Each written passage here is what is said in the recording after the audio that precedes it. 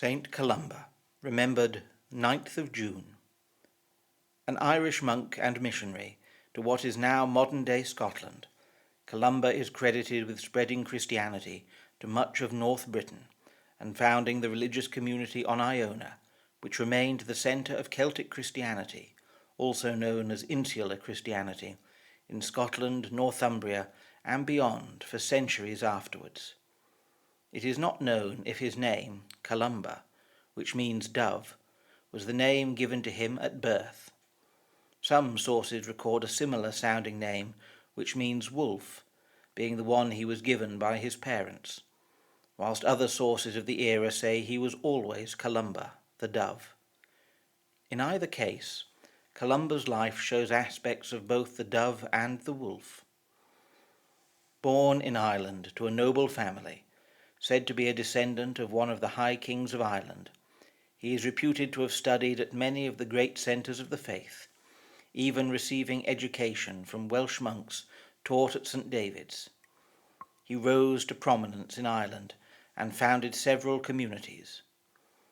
It is believed, in the most popular accounts, that a dispute between Columba's monastery and a religious community in a rival kingdom, possibly over Columba, a talented scribe, making a copy of a beautiful book of Psalms, which the abbey that owned the original claimed belonged to them, as would all copies of their work.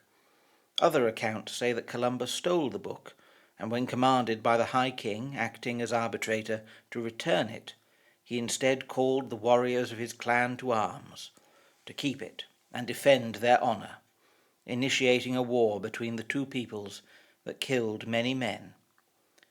Either as penance, banished by the Irish Church for his barbarity, and commanded to remain in exile until he had converted as many people to the way of Christ as there were Christians killed because of his war, or, departing out of his own guilt in being part of this action, Columba left Ireland with 12 companions to spread Christianity to the Scots.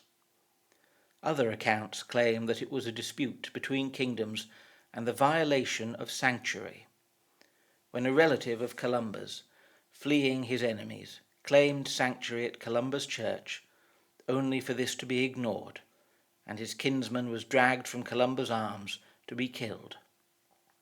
Possibly Columba, knowing his own anger at this, and choosing to withdraw from the region and its politics in self-imposed exile. We do not know for sure what took him from Ireland, only that he travelled to the Isles of Scotland. He was given the island of Iona by a distant relative who ruled a largely Irish territory on the west coast. There are many stories of Columba's travels and conversions of rulers and communities. Churches as far away as Inverness and Aberdeen trace their history back to either Columba or one of his 12 companions, whom he sent out. The most popular part of his story is now the first mention of the Loch Ness Monster. It was said that, wishing to cross this great loch, which nearly bisects the country, Columba and his followers came to the shore and saw a boat on the other side. The local Picts were nervous of the loch and reported that a monster lived there and killed people who travelled on the loch. One of Columba's younger monks dived into the water to swim to the other side and retrieve the boat. Then the monster appeared out of the water, a great beast with a head like a horse, which proceeded to attack the monk and drag him under. Columba, in the name of Christ, commanded the beast to leave the man, before proceeding to banish the monster, which retreated beneath the waves, not to be thought of again until the 1930s. Columba travelled through regions of Scotland, attempting to convert rulers and their people. His mission, however, met with mixed results.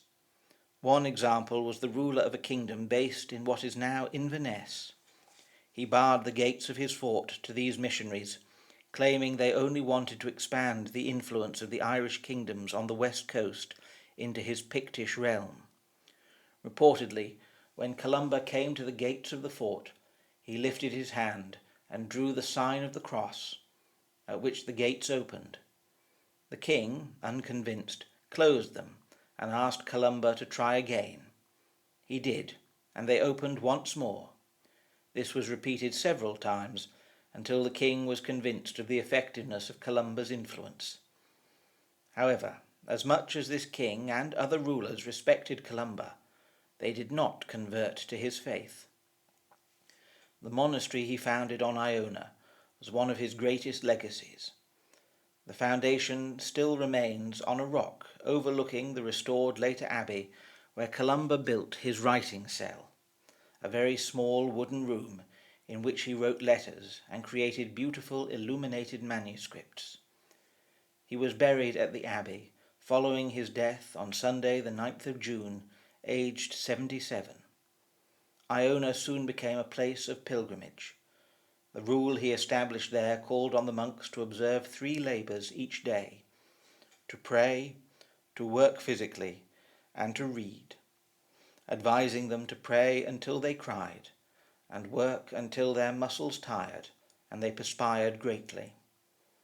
However, Iona soon suffered frequent Viking raids, and eventually the monks left with the remains of Columba for safety in Ireland. It is likely that the famous Book of Kells was begun, if not completed, on Iona by the community Columba founded, and which became a centre of teaching and faith. Columba showed the character of both the wolf and the dove in his life. He worked tirelessly for the kingdom of God, but also for his own political faction. When Columba established a monastic empire, he appointed men of his own clan to rule each abbey, and then asserted the right of his abbots to crown local rulers. But he also offered a tender compassion towards animals or people he found in need, demanding the release of Irish slaves held by Druids, caring for those who called on him, or who he saw as being under his charge. It is perhaps impossible to entirely reconcile the 2 halves of Columba's character: the proud noble politicking and praying over wars for his victory, and the missionary and humble scribe who sought to spread faith to all, care for others, and devote himself to prayer. Columba spent the majority of his life in another country, working hard to spread the Christian gospel. He was an advisor to Christian and pagan kings, and established the premier centre of learning in Britain in an attempt to serve God and others, and to atone for his past actions. St. Columba is remembered on the 9th of June.